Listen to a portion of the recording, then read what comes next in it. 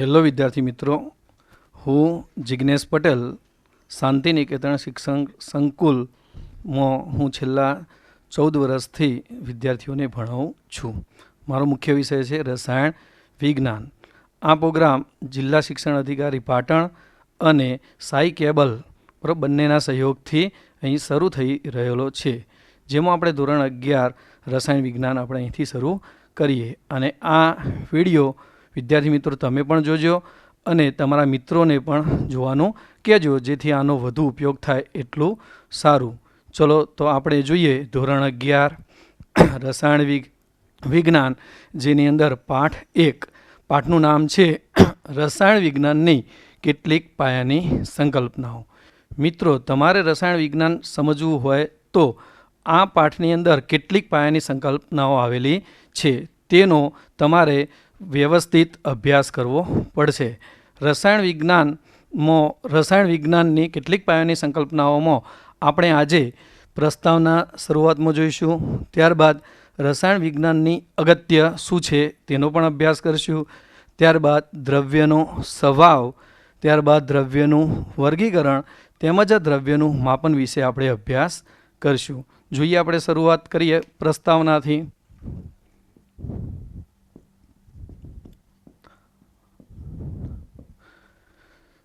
પ્રસ્તાવના માટે રસાયણ વિજ્ઞાન માટે રોવાલ્ટ હોફમેન નામના વૈજ્ઞાનિકે જણાવ્યું હતું કે રસાયણ વિજ્ઞાન એ અણુઓનું અને તેના રૂપાંતરણોનું વિજ્ઞાન છે.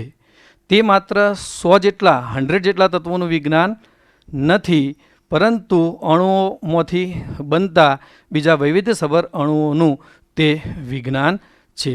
તો રોવાલ્ટ હોફમેન નામના વૈજ્ઞાનિકે શું જણાવ્યું હતું? તો રસાયણ વિજ્ઞાન એ અણુઓનું અને તેના રૂપાંતરણોનું વિજ્ઞાન છે. તે માત્ર 100 જેટલા તત્વોનું વિજ્ઞાન નથી, પરંતુ અણુ અને તેમાંથી રચાતા અસંખ્ય વૈવિધ્યસભર અણુઓનું વિજ્ઞાન છે. ઘણા વિદ્યાર્થીઓને લાગે કે રસાયણ વિજ્ઞાન એટલે કે માત્ર 100 તત્વો. અત્યારે શોધાયેલા 118 તત્વો કે 118 તત્વો. તો રસાયણ વિજ્ઞાનમાં માત્ર 118 તત્વોનો અભ્યાસ કરવામાં આવતો નથી, પરંતુ તેમાંથી એ તત્વોમાંથી બનતા સંયોજનો, પદાર્થો, રાસાયણિક પદાર્થો, તેની પ્રક્રિયાઓ, તેના ગુણધર્મો, તેની સંરચના, તેના બંધારણ, આ બધી બાબતનો રસાયણ વિજ્ઞાનમાં અભ્યાસ કરવામાં આવે છે. રસાયણ વિજ્ઞાનની પ્રસ્તાવનામાં આગળ વાત કરીએ આપણે તો રસાયણ વિજ્ઞાન એ દ્રવ્યનું સંગઠન, સંરચના અને ગુણધર્મો સાથે સંકળાયેલું છે. તો રસાયણ વિજ્ઞાન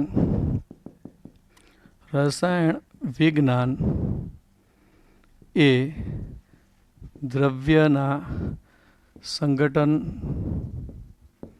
બંધારણ અને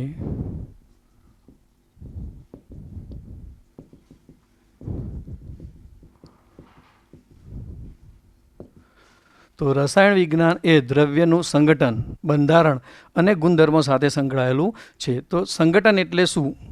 તો સંરચના. તો જે પદાર્થ હોય એ દ્રવ્ય પદાર્થ, એટલે અહીં દ્રવ્યની વાત હોય તો જે દ્રવ્ય છે દ્રવ્યની સંરચના કેવી છે, તેનું બંધારણ કેવું છે, તેના ગુણધર્મો કેવા છે, આ ત્રણ બાબતનો અભ્યાસ રસાયણ વિજ્ઞાનની અંદર કરવામાં આવે છે. ત્યારબાદ વાત કરીએ તો રસાયણ વિજ્ઞાન, બરાબર, એની અંદર કેટલીય શાખાઓ આવેલી છે. રસાયણ વિજ્ઞાનમાં રહેલું જે દ્રવ્ય, એ દ્રવ્યની અંદર આપણે રહેલા અણુઓ, રહેલા પરમાણુઓ એ જે આપણે જોઈ શકતા નથી, ગણી શકતા નથી, તેમજ તેનું વજન પણ કરી શકતા નથી. આ કણોની સંખ્યા અને દ્રવ્ય બંનેનો સંબંધ, આ બધે જે નહીં વજન કરી શકતા, જોઈ નહીં શકતા, આ કણોની સંખ્યા અને દ્રવ્યના દળ સાથેનો સંબંધ, આ બધો અભ્યાસ રસાયણ વિજ્ઞાનના આ પાઠમાં આપણે કરવાનો છે. હવે વિદ્યાર્થી મિત્રો, આ પાઠની અંદર ટોપિક ચાલુ કરીએ છે રસાયણ વિજ્ઞાનની અગત્ય. રસાયણ વિજ્ઞાનની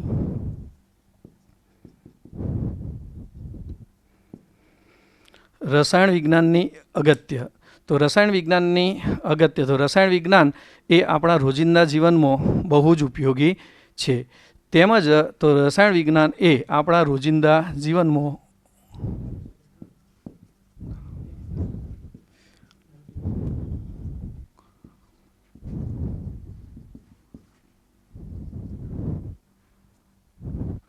રસાયણ વિજ્ઞાન એ આપણા રોજિંદા જીવનમાં ખૂબ જ ઉપયોગી છે.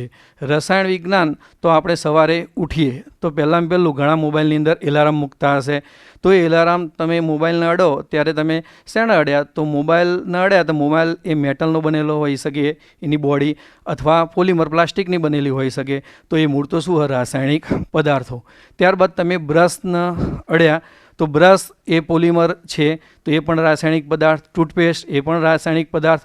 તેમાં રહેલા નાયલોનના દોરાઓ એ પણ આપણું શું તો પોલિમર છે. તો રસાયણ વિજ્ઞાનનો આપણે રોજિંદા જીવનમાં આ રીતે બરાબર વારંવાર ઉપયોગ કરવાનો થતો હોય છે. રસાયણ કુદરતને સમજવા માટે અને વર્ણવવા માટે, માનવીય પ્રવૃત્તિઓ માટે વિજ્ઞાન એ ખૂબ જ ઉપયોગી છે. તો વિજ્ઞાન છે એ કુદરતને સમજવા અને વર્ણવવા માટે ઉપયોગી છે, અને આ વિજ્ઞાનની અંદર મુખ્યત્વે તેને વિવિધ શાખાઓમાં વિભાજિત કરવામાં આવે છે. તો કુદરતને સમજવા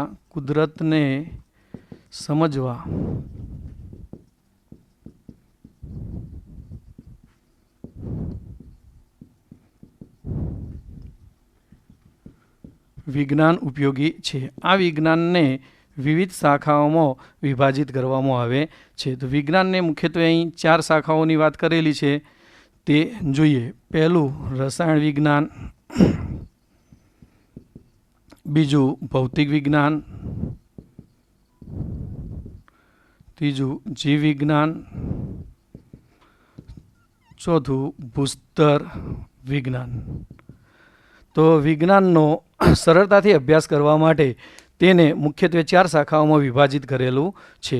તેમાં રસાયણ વિજ્ઞાન એક કેન્દ્રીય ભૂમિકા ભજવે છે. ત્યારબાદ વાત કરીએ તો રસાયણ વિજ્ઞાન એ કેન્દ્રીય ભૂમિકા ભજવે છે, અને આ રસાયણ વિજ્ઞાન એ ભૌતિક વિજ્ઞાન, જીવ વિજ્ઞાન અને ભૂસ્તર વિજ્ઞાન એવા જુદા જુદા વિષયો સાથે પારસ્પરિક રીતે તે સંકળાયેલું છે. ત્યારબાદ જોઈએ તો રોજિંદા જીવનમાં પણ રસાયણ વિજ્ઞાન ઉપયોગી છે. ત્યારબાદ હવામાનના તરાહો,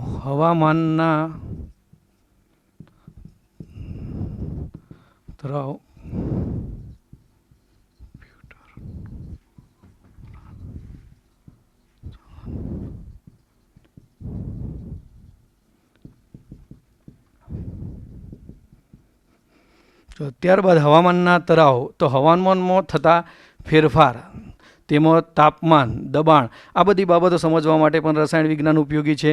કમ્પ્યુટરનું પ્રચાલન, કોમ્પ્યુટરમાં થતી બધી પ્રોસેસ, એની અંદર પણ રસાયણ વિજ્ઞાન સંકળાયેલું છે. આપણા મગજમાં થતી કાર્યશૈલી, તેના સાથે પણ રસાયણ વિજ્ઞાન સંકળાયેલું છે. આ ઉપરાંત ખાતરો, આલ્કલી, એસિડ, ક્ષાર, સાબુ, પ્રક્ષાલક,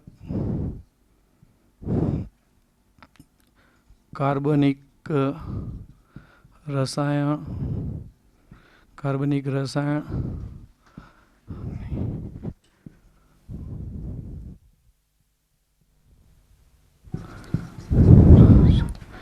અને અકાર્બનિક રસાયણ. ચલો, ત્યારબાદ ખાતરો, પ્રક્ષાલકો, એસિડ, ક્ષાર, ત્યારબાદ સાબુ, કાર્બનિક રસાયણ, અકાર્બનિક રસાયણ, એ સિવાય લખીએ તો પોલિમર અને ઔષધો. આ બધા પદાર્થો સાથે પણ રસાયણ વિજ્ઞાન સંકળાયેલું છે. ખાતરો, તો ખાતરની અંદર આપણે જાણીએ છીએ કે NPK, નાઇટ્રોજન, ફોસ્ફરસ અને પોટેશિયમ એવા તત્વો ધરાવતું ખાતર, અથવા તો એ સિવાયના તત્વો ધરાવતા પણ ખાતર જરૂરી હોય, ખાતરનો ઉપયોગ કરી શકાય. પણ તેમાં પણ શું તો રસાયણ વિજ્ઞાન સંકળાયેલું છે. આલ્કલી એટલે કે બેઝ, તો તમે જાણો છો NaOH, KOH એ પ્રબળ બેઝ, એ સિવાયના પણ NH4OH, COH ટ્વાઇસ એવા પણ બેઝનો સમાવેશ થાય છે. એસિડ, તો HNO3, HCl, H2SO4 જેવા પ્રબળ એસિડ, એ સિવાય સાઇટ્રિક એસિડ, એસિટિક એસિડ જેવા નિર્ભર એસિડ, એ બધાનો સમાવેશ પણ રસાયણ વિજ્ઞાનમાં થશે. ક્ષાર, એસિડ અને બેઝ ભેગા કરીએ તો શું મળશે આપણે? ક્ષાર અને પાણી. તો આ ક્ષાર જે છે એનો પણ સમાવેશ રસાયણ વિજ્ઞાનની અંદર થશે. સાબુ, તો સાબુ જેનો આપણે ઉપયોગ કરીએ છીએ સાબુનો, એ સાબુ કેવી રીતે બનશે? તો ફેટી એસિડ, તેના સાથે NaOH કે KOH જેવા બેઝ બંને ભેગા કરતો શું બનશે? તો ફેટી એસિડનો સોડિયમ ક્ષાર અને બનશે ગ્લિસરોલ. તો જે ફેટી એસિડનો સોડિયમ ક્ષાર જે બન્યો એ જ આપણો સાબુ. પ્રક્ષાલકને ઇંગ્લિશમાં કહીશું આપણે ડિટર્જન્ટ, અને ડિટર્જન્ટનો પણ આપણે ગેર ઉપયોગ કરતા હોઈએ છીએ. એ પણ મુખ્યત્વે રસાયણ વિજ્ઞાનનું મહત્ત્વ ધરાવે છે. એ સિવાય વાત કરીએ કાર્બનિક રસાયણ, તો જેની અંદર મિથેન, ઇથેન, ઇથેનોલ, આલ્કોહોલ બધા જુદા જુદા, એ સિવાય કાર્બોક્સિલિક એસિડ. તો આવા બધા કાર્બનિક રસાયણો અને અકાર્બનિક પદાર્થો અથવા તો અકાર્બનિક રસાયણોની અંદર ZnSO4, PbSO4, NaCl. તો આવા બધા અકાર્બનિક રસાયણો, પોલિમર જેની અંદર આવશે પ્લાસ્ટિક, નાયનોલ કહીશું આપણે, ટેરિલિન, ડેક્રોન, બરાબર, પોલિથીન, ચીની કાગળની જે કોથળી કહીએ છે જેને પોલિથીન કહેવાશે. તો એ બધાનું પણ મહત્ત્વ રસાયણ વિજ્ઞાનને આભારી છે. ત્યારબાદ ઔષધો, તો ઔષધો પણ રસાયણ વિજ્ઞાનને આભારી છે. તો આ બધાનું ઉત્પાદન ક્યાં થશે? તો રાસાયણિક ઉદ્યોગોમાં. આ બધાનું ઉત્પાદન થશે રાસાયણિક ઉદ્યોગોમાં. અને આ રાસાયણિક ઉદ્યોગો જેમાં ઉત્પાદન થશે અને એનું આપણા દેશમાં જરૂરી હોય એટલો એનો ઉપયોગ થશે, બાકીનું અહીંથી નિકાસ કરવામાં આવશે. અને તેનાથી શું થશે? તો રાષ્ટ્રીય અર્થતંત્રમાં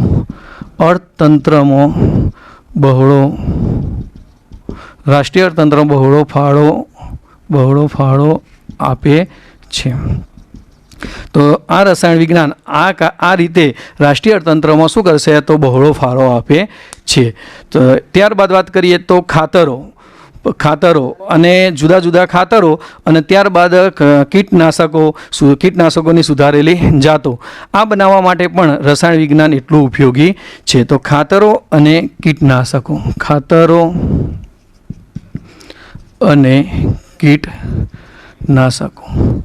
તો ખાતરોની આપણે અહીં વાત કરી તો કૃષિ ક્ષેત્રે ખાતરો અને કીટનાશકોમાં મુખ્યત્વે 4 બાબત આવશે. તો જંતુનાશકો, નિંદામણનાશકો, ફૂગ અંદર પડશે વનસ્પતિમાં તો ફૂગનાશકો, ત્યારબાદ ઉંદર અને સસુંદર જેવા પ્રાણીઓ તેને મારવા માટેની દવા હોય જેને શું કહીશું આપણે? રોડેન્ટિસાઇડ. આ ચારેનો સમાવેશ એમાં થશે કીટનાશકોમાં. તો ખાતરો અને કીટનાશકોની સુધારેલી જાતો બનાવવા માટે પણ રસાયણ વિજ્ઞાન એટલું ઉપયોગી છે. ત્યારબાદ ખોરાક અને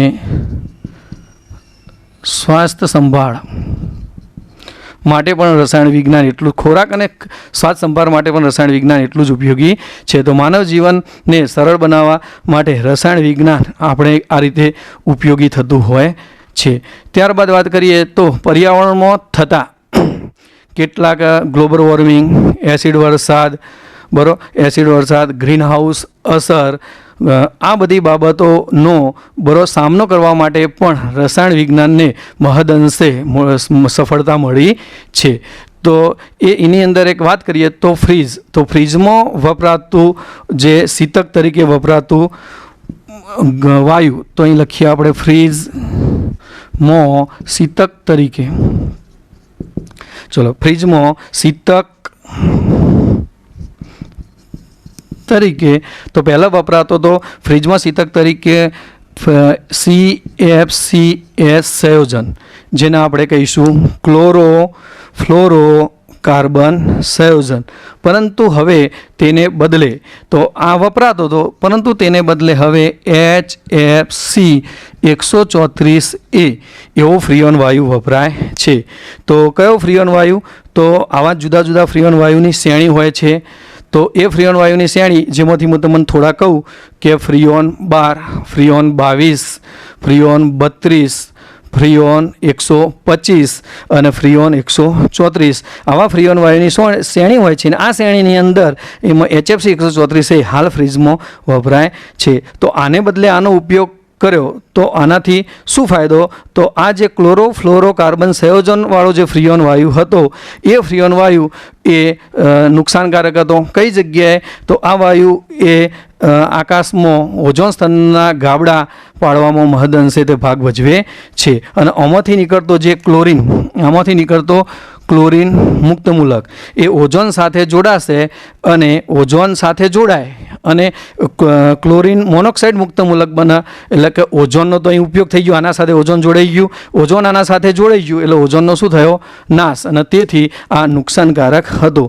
તેને બદલે હાલ આમાં ક્લોરિન આવશે, ક્લોરો ફ્લોરો કાર્બન સંયોજનો. અહીં બોલાય ક્લોરો એટલે ક્લોરિન આવશે, પણ આની અંદર ક્લોરિન આવશે નહીં. હાઇડ્રો ફ્લોરો કાર્બન સંયોજનો, આમાં ક્લોરિન બોલાતું નથી એટલે ક્લોરિન આવશે નહીં આની અંદર, અને તેથી આની સાપેક્ષે આ વાયુ એટલો ઓછો નુકસાનકારક છે. આનું ખાલી બંધારણ આપણે સમજીએ તો આનું નામ છે 1,1,1,2 ટેટ્રાફ્લોરો ઇથેન.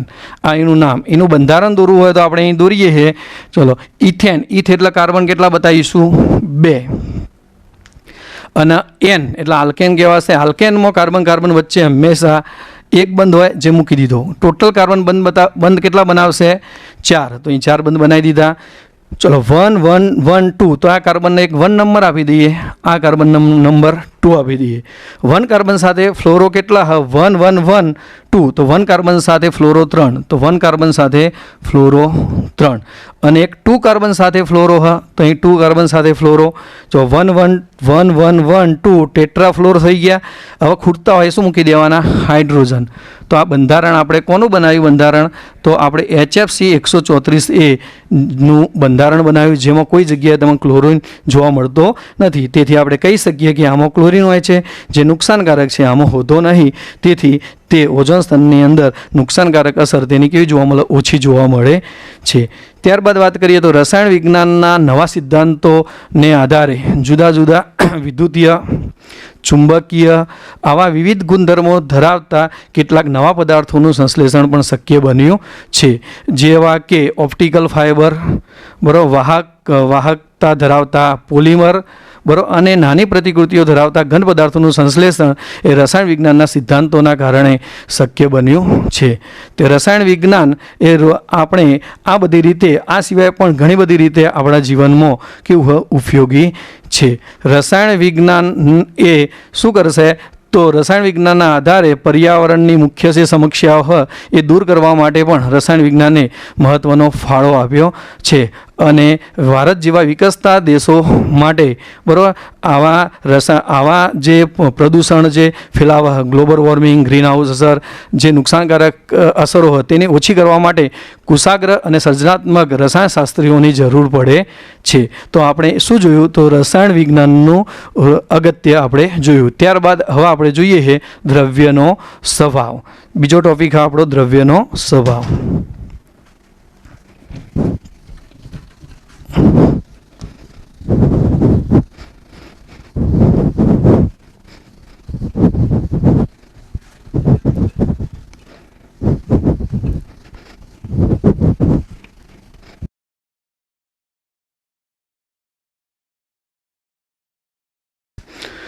વિદ્યાર્થી મિત્રો, દ્રવ્યનો સ્વભાવ એ સમજતા પહેલાં આપણે તેમાં અણુ અને પરમાણુ વિશે થોડું માહિતી મેળવી લઈએ. ચલો, પરમાણુ કોને કહીશું વિદ્યાર્થી મિત્રો? તો આવર્ત કોષ્ટકમાં રહેલા બધા તત્વો જેને આપણે શું કહીશું? પરમાણુ. તો એ પરમાણુનું ઉદાહરણ આપણે શું લખી શકીએ? તો અહીં લખીએ આપણે પરમાણુ. એ પરમાણુની અંદર કોઈ તત્વ, તો એ તત્વ કાર્બન, નાઇટ્રોજન, ઓક્સિજન, હાઇડ્રોજન, તો આ બધા તત્વો એ જેને શું કહીશું આપણે? પરમાણુ. ત્યારબાદ આપણે વાત કરીએ અણુની. તો અણુ કોને કહીશું?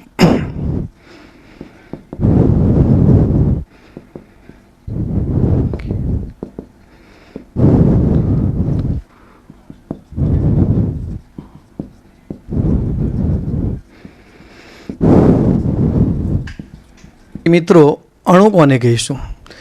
2 કે તેથી વધુ પરમાણુના સમૂહને અણુ કહેવામાં આવે છે. તો ઓછામાં ઓછા કેટલા લેવા પડશે? 2 કે તેથી વધુ પરમાણુના સમૂહ. તો પરમાણુ શું કરવા પડશે? આપણે ભેગા કરવા પડશે અને એનો શું બનશે? અણુ.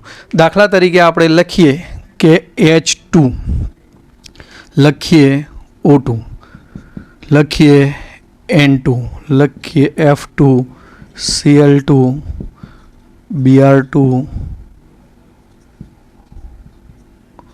I2 તો આપણે બધા બે પરમાણુ ભેગા કર્યા અને શું બનાવ્યો? અણુ.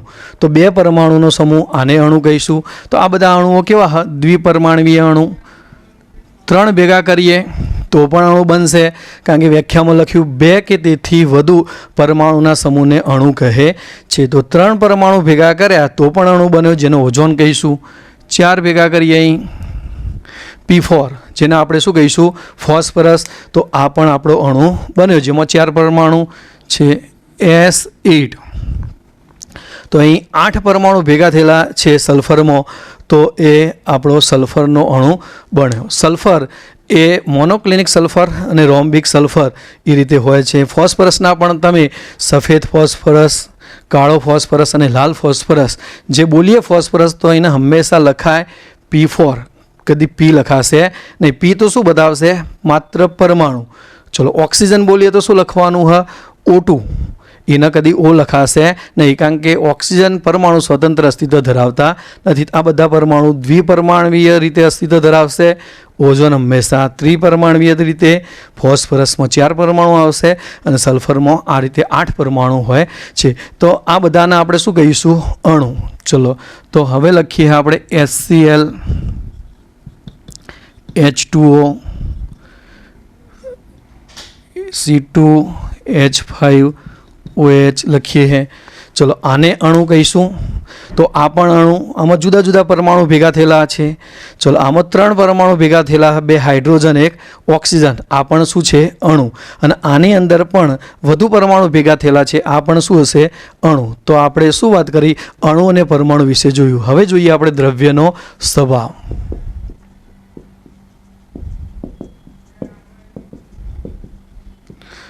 દ્રવ્યનો સ્વભાવ, તો આ વર્ષના ટોપિકની અંદર દ્રવ્યનો સ્વભાવ 1.2, એ સિવાય 1.5 રસાયણ વિજ્ઞાનના રાસાયણિક સંયોગીકરણના નિયમો, અને એ સિવાય 1.6 આ 3 પ્રશ્નો જે આ ટોપિકમાંથી આ વર્ષ માટે કાઢી દીધેલા છે. છતાં પણ આ મહત્ત્વની બાબત છે, તેથી આપણે દ્રવ્યનો સ્વભાવ જોઈએ, જે બેઝિક નોલેજ જે આગળના પાઠોમાં ઉપયોગી છે. દ્રવ્યના સ્વભાવ માટે પ્રથમ વાત કરીએ કે આ દ્રવ્ય કોને કહીશું?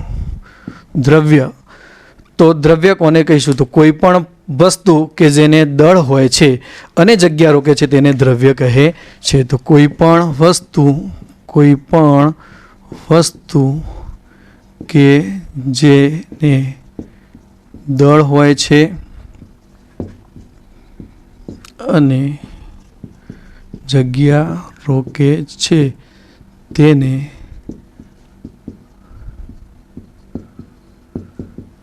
કોઈ પણ વસ્તુ કે જેને દળ હોય છે અને જગ્યા રોકે છે તેને દ્રવ્ય કહે છે. કોઈ પણ વસ્તુ લખી શકાશે. દાખલા તરીકે આની અંદર લખીએ આપણે પેન, મારી હાથમાં રહેલી પેન. ચલો જેને દ્રવ્ય કહેવાશે તો કોઈ પણ વસ્તુ. ચલો આ પેન છે, તો આ વસ્તુ જેને દળ છે અને તે જગ્યા રોકે છે તેને આ જગ્યા રોકી, તો તેથી આ પેનને પણ શું કહેવાશે? તો દ્રવ્ય કહેવાશે. ચલો લખીએ સજીવો. ચલો આપણે સજીવ, તો આપણે દ્રવ્ય કહેવાશે કે નહીં? તો આપણે પોતે પણ શું તો દળ ધરાવીએ છીએ અને આપણે પણ શું કરીએ? જગ્યા રોકીએ છીએ. તો બધા સજીવો પણ શું કહીશું? તેને દ્રવ્ય તરીકે લખીશું. ચલો હવાને દ્રવ્ય કહીશું કે નહીં? તો વિદ્યાર્થી મિત્રોને ઘણા લાગે કે હવાને તો કેવી રીતે દ્રવ્ય કહેવું? તો હવાને દ્રવ્ય કહેવા માટે આપણે એક આકૃતિ આટલી જોઈએ તો તરત તમને ખ્યાલ આવી જશે કે હવાને દ્રવ્ય કહેવાશે કે નહીં.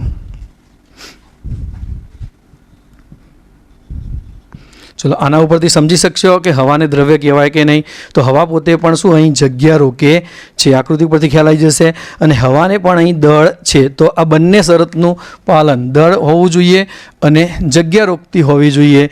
તો એ હવાએ અહીંથી જગ્યા પણ રોકે છે અને દળ પણ છે, તેથી હવા પણ શું કહેવાશે? દ્રવ્ય કહેવાશે. ત્યારબાદ વાત કરીએ કે દ્રવ્યનું વર્ગીકરણ. તો દ્રવ્યનું વર્ગીકરણ ભૌતિક અવસ્થાના આધારે દ્રવ્યને મુખ્યત્વે 3 રીતે આપણે રજૂ કરીએ. તો ભૌતિક અવસ્થાને આધારે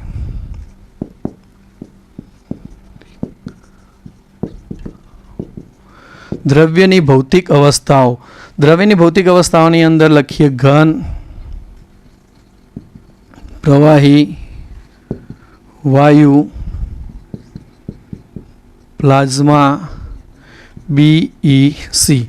દ્રવ્યની મુખ્યત્વે 5 ભૌતિક અવસ્થાઓ, જેની અંદર આપણે લખ્યું ઘન. તો ઘનની અંદર કણોની ગોઠવણી,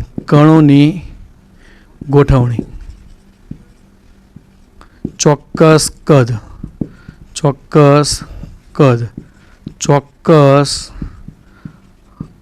આકાર. ચલો, ઘનની અંદર કણોની ગોઠવણી કેવી જોવા મળશે? તો ઘનની અંદર કણો એકબીજાની આ રીતે નજીક ગોઠવાયેલા હોય છે, નજીક તેમજ ક્રમબદ્ધ ગોઠવાયેલા હોય છે. કણોને હેરફેર માટે અહીં મુક્તિ જોવા મળતી નથી. જ્યારે પ્રવાહીની અંદર શું જોવા મળશે? તો અહીં આપણે પ્રવાહી માટે વાત કરીએ તો પ્રવાહીમાં પણ કણો એકબીજાની નજીક ગોઠવાયેલા હોય છે, પરંતુ તેમને હેરફેર માટે મુક્તિ મળે છે. જ્યારે વાયુની અંદર વાત કરીએ તો ઘન અને પ્રવાહીની સાપેક્ષમાં કણો એકબીજાથી દૂર ગોઠવાયેલા હોય છે. તેમને હેરફેર માટે સરળ અને તે ઝડપી હેરફેર કરી શકે છે. પ્લાઝમા અને BEC ની વાત કરીએ તો ધોરણ 11 અને 12 સાયન્સમાં રસાયણ વિજ્ઞાનમાં તમારે કોઈ જગ્યાએ પ્લાઝમા અને BEC વિશે આવશે નહીં. છતાં પણ આપણે શોર્ટમાં કહી દઈએ, પ્લાઝમા એટલે સુપર હોટ અને BEC માટે આપણે કહીએ સુપર કોલ્ડ. ચલો, ચોક્કસ કદ લાક્ષણિકતા વાત કરીએ. ઘન અવસ્થાની લાક્ષણિકતા, તો ઘન પદાર્થ એ ચોક્કસ કદ ધરાવે છે તેમજ ચોક્કસ આકાર ધરાવે છે. જ્યારે પ્રવાહી પદાર્થને ચોક્કસ કદ હોય છે પરંતુ તે ચોક્કસ આકાર ધરાવતો નથી. જ્યારે વાયુ પદાર્થ એ ચોક્કસ કદ તેમજ ચોક્કસ આકાર ધરાવતો નથી. ચલો, ઘન પદાર્થ એ ચોક્કસ કદ, દાખલા તરીકે આપણે ડસ્ટર લઈ લઈએ. તો આ ડસ્ટર છે તેને શું ચોક્કસ આવું કદ હોય છે. તો તેની લંબાઈ, પહોળાઈ, ઊંચાઈના આધારે એના ચોક્કસ કદ હોય છે. તો ચોક્કસ કદ હોય છે, ઘનના ફાઇનલ થઈ ગયું. ચોક્કસ આકાર, તો તેનો આ આકાર એ ચોક્કસ હોય, બદલાઈ જતો નથી. તો ઘન પદાર્થ છે તે ચોક્કસ કદ અને ચોક્કસ આકાર ધરાવે છે. જ્યારે પ્રવાહી દાખલા તરીકે આપણે એક બીકરની અંદર પ્રવાહી લઈ લઈએ, 250 ml H2O પાણી લઈ લઈએ જે આની અંદર ભરેલું છે. આ પ્રવાહીને આપણે હવે કોનિકલ ફ્લાસ્કમાં લઈએ. તો તમે રસાયણ વિજ્ઞાનની લેબમાં આવશો એટલે આવા જુદા જુદા સાધનો તમને જોવા મળશે, અને જેની અંદર આ પ્રવાહી એ આપણે આની અંદર લઈ લઈએ. તો અહીં પણ શું જોવા મળ્યું? તો અહીં પણ તમને જોવા મળ્યું 250 ml H2O આપણે આમાં આપ્યો. તો બંને ચોક્કસ કદ, તો અહીં પણ ચોક્કસ કદ હતું 250 ml, અહીં પણ એટલું જ કદ જોવા મળ્યું 250 ml, પરંતુ તેનો આકાર કેવો થાય? જુદો. અહીં કોનિકલ ફ્લાસ્ક જેવો આકાર છે અને અહીં પાણી જેવો, અહીં બીકર જેવો આકાર છે. તો તેનો આકાર જે પાત્રમાં ભરવામાં આવે પ્રવાહી એ મુજબ તે આકાર ધારણ કરે છે. ચલો, વાયુ માટે વાત કરીએ તો વાયુને ચોક્કસ કદ હોતું નથી અને તેનો ચોક્કસ આકાર પણ હોતો નથી. દાખલા તરીકે વાયુ એક નાના બીકરમાં, આ રીતે નાના એક પાત્રમાં વાયુ ભરેલો છે અને આ વાયુને અહીંથી એક મોટા પાત્રમાં ભરવામાં આવે તો વાયુ અહીં નીચે બેસી જશે નહીં, પણ આખા પાત્રમાં એ વાયુ અહીં આવી જશે. તો એનું કદ પહેલાં અહીં ઓછું હતું, તો અહીં કદ કેવું બતાવશે? વધુ. તો તેને ચોક્કસ કદ હોતું નથી. તેનો આકાર પણ જેવા પાત્રમાં ભરવામાં આવે એવો આકાર ધારણ કરશે, એટલે કે તેનો ચોક્કસ આકાર પણ હોતો નથી. તો આપણે આ શું જોયું? તો આપણે આ દ્રવ્યની ભૌતિક અવસ્થાની લાક્ષણિકતાઓ, અને ત્યારબાદ આ દ્રવ્ય છે તેમાં તાપમાન અને દબાણમાં ફેરફાર કરતો આ જુદા જુદા ઘનમાંથી પ્રવાહીમાંથી વાયુમાં તે રૂપાંતર પામતા હોય છે. તો તેના માટે આપણે જોઈએ અહીં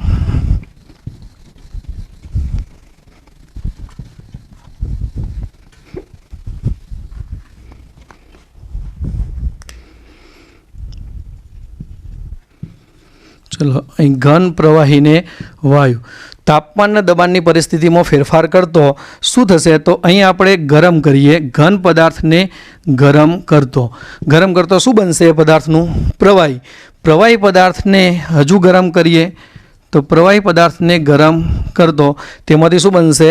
વાયુ. અને આ વાયુને ઠંડો પાડીએ તો એનાથી રિવર્સ પ્રક્રિયા, તો અહીં ઠંડુ પાડતો વાયુનું શું બની જશે? પ્રવાહી. અને વાયુને હજુ ઠંડુ પાડીએ તો અહીં શું થશે? વાયુને ઠંડુ પાડતો તે ઘનમાં રૂપાંતર પામે છે. બરાબર. તો આપણે અહીં શું જોયું? તો આપણે અહીં દ્રવ્યના સ્વભાવની અંદર તેની ભૌતિક અવસ્થાઓનો અભ્યાસ કર્યો. બરાબર. ચલો, ત્યારબાદ હવે આપણે જે નેક્સ્ટ ટોપિક માટે જે જરૂરી છે એ તમને એક શોર્ટ સ્કીમ આપી દઉં, જે તમારે આવતીકાલે એ તત્વોની સંજ્ઞા અને એ તત્વોનો પરમાણુ ભાર, જેનો અણુભાર ગણવા માટે, અને આ અણુભારનો ઉપયોગ મોલારિટી તેમજ જુદા જુદા ગણતરીઓ માટે તેનો ઉપયોગ થાય છે. તેથી એ તમારે તૈયાર કરીને આવવાનું. તે આપણે શોર્ટ સ્કીમ હવે જોઈ લઈએ. છેલ્લી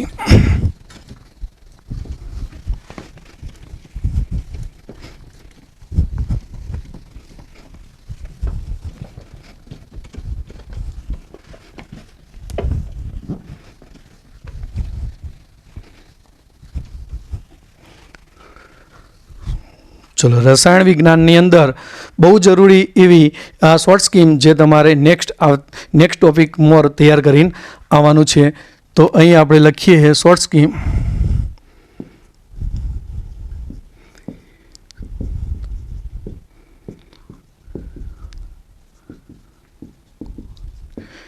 એકથી 30 તત્વો જે યાદ રાખવાની રીત, જેનું અહીં લખી દઈએ શોર્ટ સ્કીમ.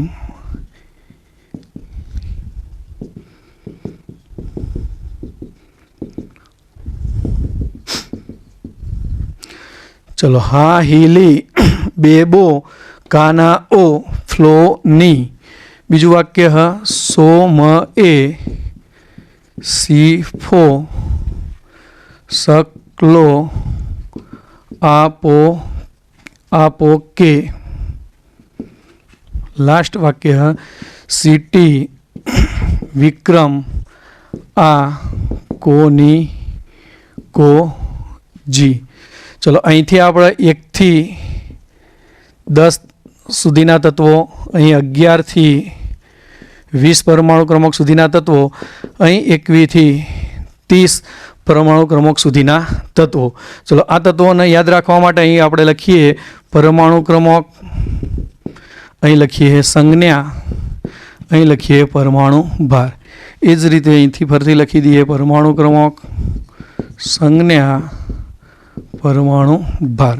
તો પરમાણુ ક્રમાંક 1 થી 30 લખી લઈએ. 1 2 3.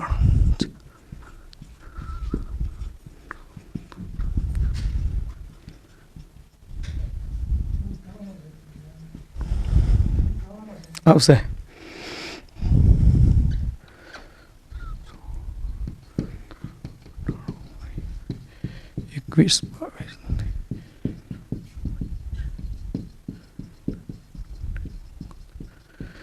ચલો, તત્વો કેવી રીતે લખવા? તો એક હા એટલે અહીં લખવાનું આપણે હાઇડ્રોજન. ચલો, પછી helium, lithium, beryllium, boron, carbon, પછી લખ્યું nitrogen, oxygen, fluorine, neon, sodium, magnesium, aluminium, silicon, phosphorus, sulphur, chlorine, argon, potassium, calcium, scandium, titanium, vanadium, chromium, manganese, iron, cobalt, nickel, copper અને ઝિંક. ચલો, આ તત્વો યાદ રાખીને કેવી રીતે લખી શકાશે? તો અહીંથી હા હી લી બે બો કા ના ઓ ફ્લો ની સો મ એ સી ફો એટલે ફોસ્ફરસ એટલે પી, સી ફો શકલો આ પો કે, સી ટી વિક્રમ આ એટલે આયર્ન, કો ની કો જી. તો આના ઉપરથી આપણે તત્વો લખ્યા. હવે પરમાણુ ભાર, જેનો ઉપયોગ વારંવાર દરેક ચેપ્ટરમાં થતો હોય છે. તો પરમાણુ ભાર ડબલ કે ડબલની આસપાસ જોવા મળતા હોય છે, જેમાં 1 થી 20ના તત્વો ધોરણ 1 થી 10માં તમારે આવી ગયેલા હા. એના પછીના ખાસ તમારે યાદ રાખવા પડશે. હાઇડ્રોજનનો પરમાણુ ભાર 1, ચલો હિલિયમનો 4, લિથિયમની અંદર 7, બેરિલિયમની અંદર 9, ચલો બોરોનની અંદર 11, કાર્બનની અંદર 12, અહીં 14, અહીં લખવાનો પરમાણુ ભાર 16, 19, 20, સોડિયમ 23, અહીં મેગ્નેશિયમ 24, 27, અહીં 28, phosphorus 31, sulphur 32, chlorine 35.5, argon 40, potassium 39, calcium 40, scandium 45, titanium 48, vanadium 51, ત્યારબાદ chromium 52, manganese 55, iron 56, cobalt 59, nickel 59, copper 63.5 અને ઝીંક જેને 65.